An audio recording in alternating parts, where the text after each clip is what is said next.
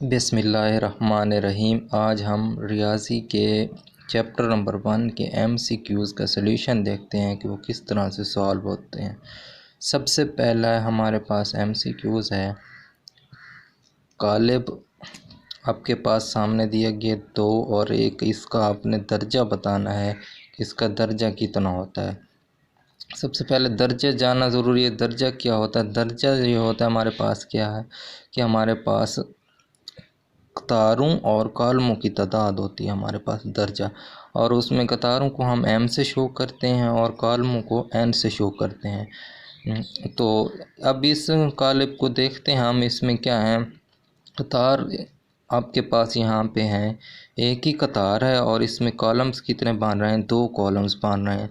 तो इसका मतलब है इस कालिब का दर्जा जो बनता है वो क्या बनता है? 1/2। तो इसका ऑप्शन कौन सा करेक्ट होगा? पी ऑप्शन करेक्ट होगा। अब इस दूसरे क्वेश्चन पे आ जाएं। अब उसमें है, अब आपके पास है जी, ये मैट्रिक्स दिया गया है जिसके अंदर एलिमेंट्स हैं और इसको पूछा गया है कि ये कौन सा कालिब है।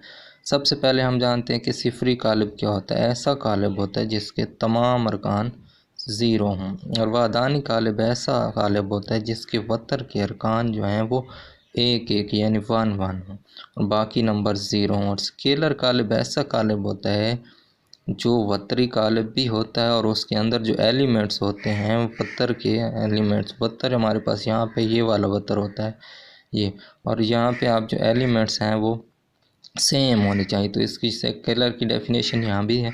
स्केलर कालिब ऐसा कालिब जिसके वतर के अरकान एक जैसे हों। मिसाल के तौर पर जहाँ पे कोई भी नंबर k है, k के अलावा कोई और भी आ सकते हैं।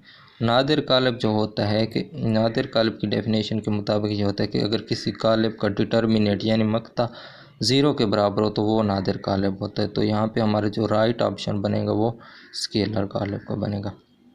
उसके बाद अगला पूछ रहे हैं कौन सा दर्जा एक मुरब्बी कालिब का है। सबसे पहले तो हमें मुरब्बी कालिब की डेफिनेशन को पता होना चाहिए। मुरब्बी कालिब ऐसा कालिब जिसमें कतारों और कॉलमों की तादाद बराबर हो। मिसाल के तौर पर यह भी है, यानी ऐसा मैट्रिक्स, ऐसा कालिब जिसमें कॉलमों और कतारों की तादाद बराबर हो। तो इसका मतलब है कौन सा ऑप्शन बनेगा जिसमें कॉलमों और कतारों की तादाद बराबर हो? वो ऑप्शन नंबर ए है।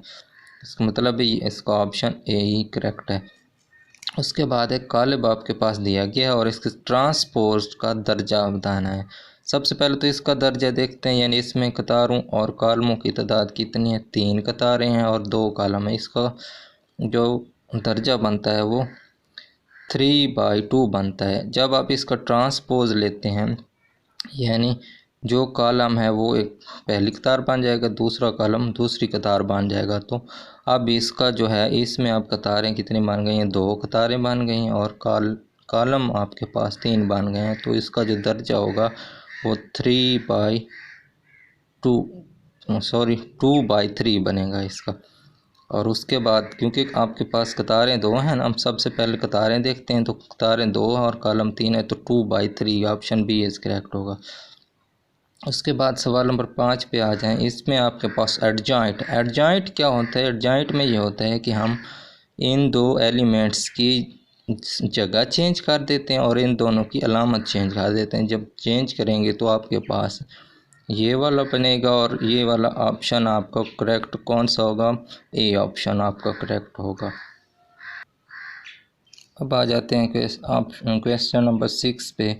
इसका ज़रबी हासिल क्या होगा? आपके पास 2 मैट्रिक्स दिए गए हैं, उनके कहते हैं कि इनका प्रोडक्ट यानी ज़रब देंगे तो कैसे होगा।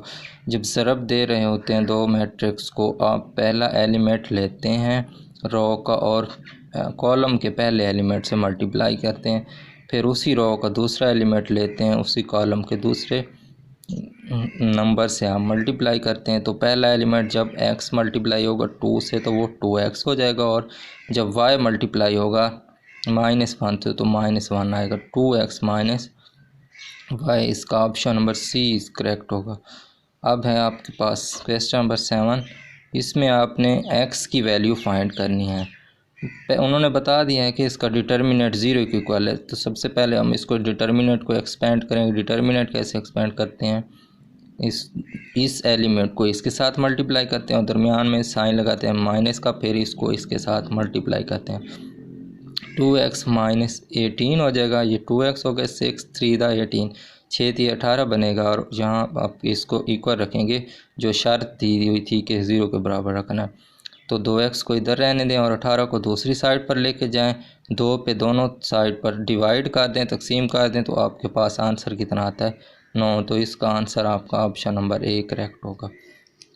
फिर आपके पास एक एलिमेंट, एक x प्लस एक मैट्रिक्स दिया गया और इक्वल भी किसी दूसरे मैट्रिक्स के। तो यहाँ पे हमने x की वैल्यू फाइंड करनी है। तो x की वैल्यू फाइंड करने के लिए हम इसको, इस मैट्रिक्स को दूसरी साइड पे लेके चले जाते हैं। जब दूसरी साइड पे लेके जाते हैं तो वो क्या हो जाता है, माइनस वाला है। तो अब इस पहले एलिमेंट में से इसको माइनस करना है। अब 1 माइनस माइनस 1 जब डबल माइनस हो रहा है तो इसका मतलब है इसके साइन चेंज हो जाएगा, ये प्लस का हो जाएगा। इसी तरह से 0 माइनस माइनस प्लस का 2 हो जाएगा, और 0 माइनस 0 होगा 1 माइनस माइनस ये भी प्लस का 1, 2 2 2 0। आपके पास ऑप्शन नंबर डी करेक्ट होगा। तो ये थे आज की MCQ।